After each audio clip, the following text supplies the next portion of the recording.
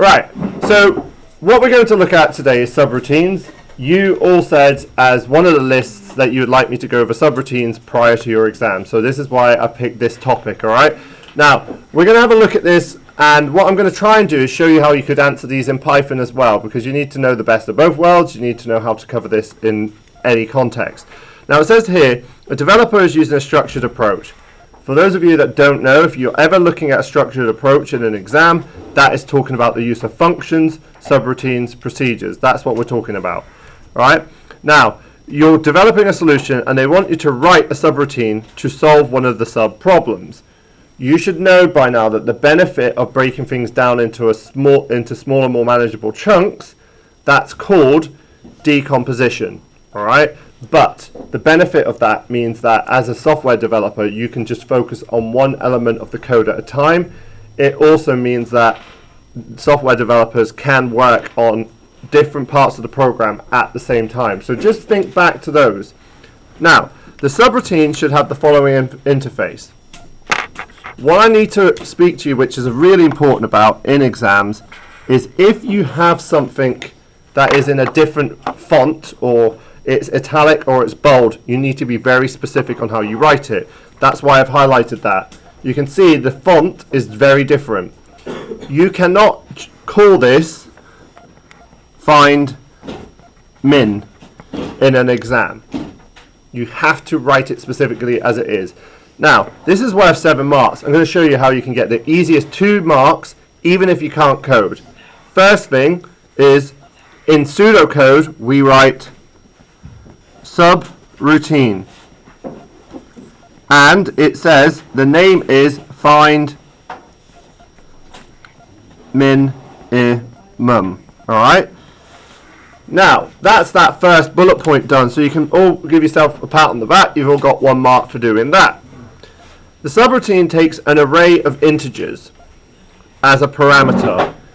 To do a parameter, you just put it inside the brackets. Now, some of you are thinking, well, how does the program know it's an array? The best way to indicate that array is put in as a parameter is to actually, in some contexts, just put ARR in the variable name, and then you're telling the examiner that you know it is. So array underscore int. So I now know that I've got an array of integers. There we go. That's 2 of those marks guaranteed for you. Now, it wants to find the smallest value in that array. Yes, question. Would the subroutine have to be in caps? It's not particularly important on that. What is important is that. Okay, as long as you've really focused on what the subroutine is called as specified, they just need to know that you can write in pseudocode confidently.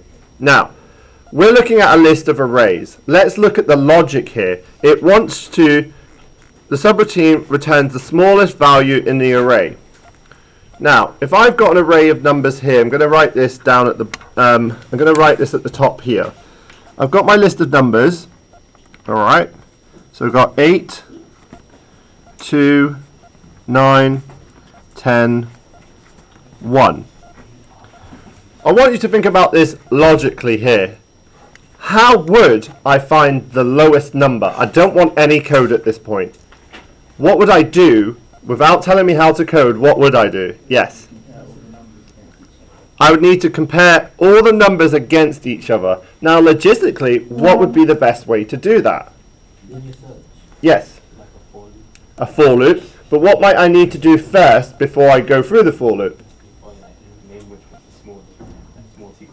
Is there not something I could do at the beginning? You could make the first index always be the minimum and then compare that across all of it.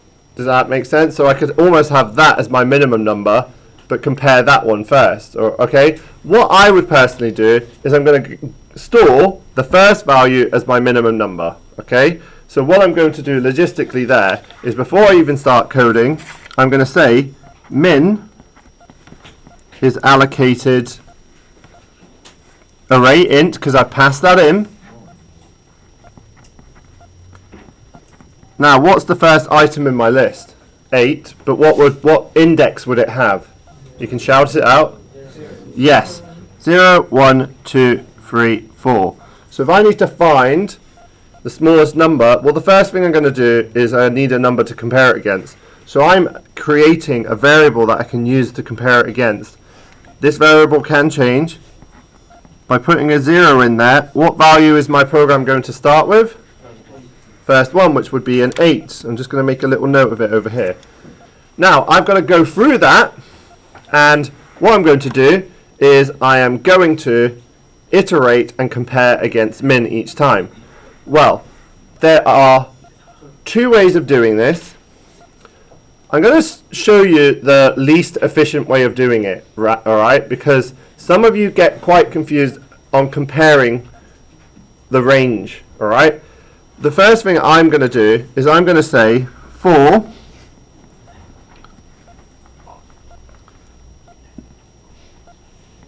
number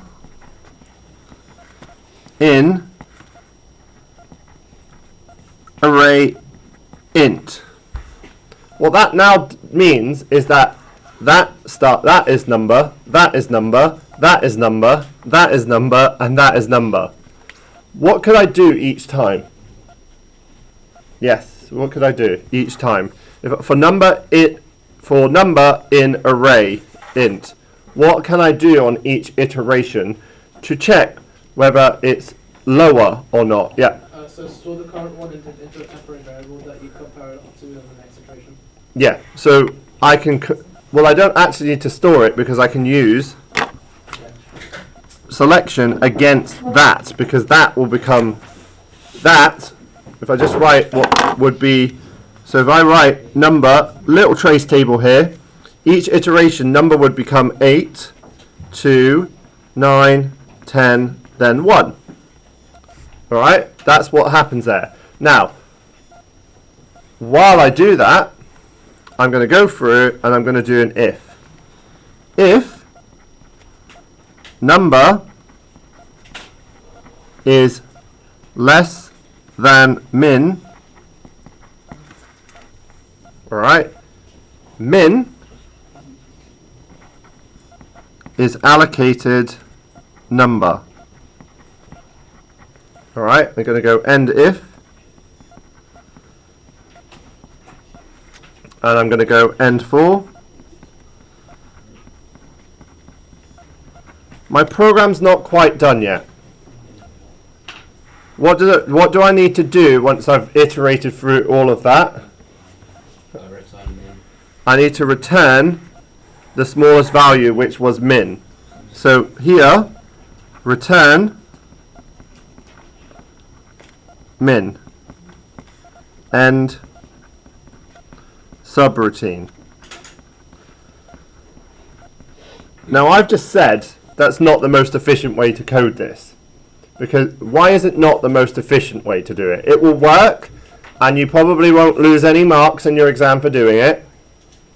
Yep. We definitely go the 8 again. Yeah, it compares 8 again. It doesn't really matter because 8 is 8.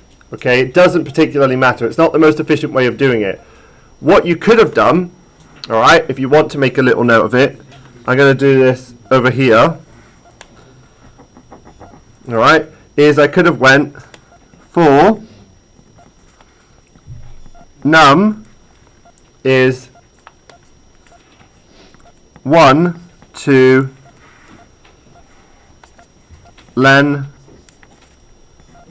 array int minus 1. Alright.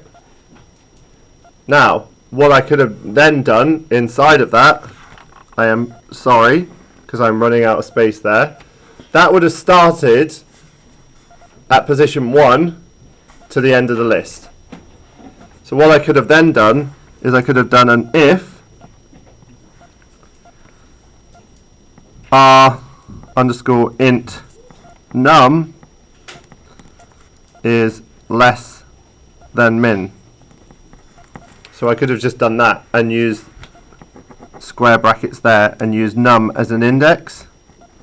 Alright, that's for those of you that are more confident at using an index to do that. Alright, some of you might prefer that because it's quick and easy. I know that num is going to be the value each time, okay? Any questions on that before I record part 2 and show you how to do this in Python? Okay.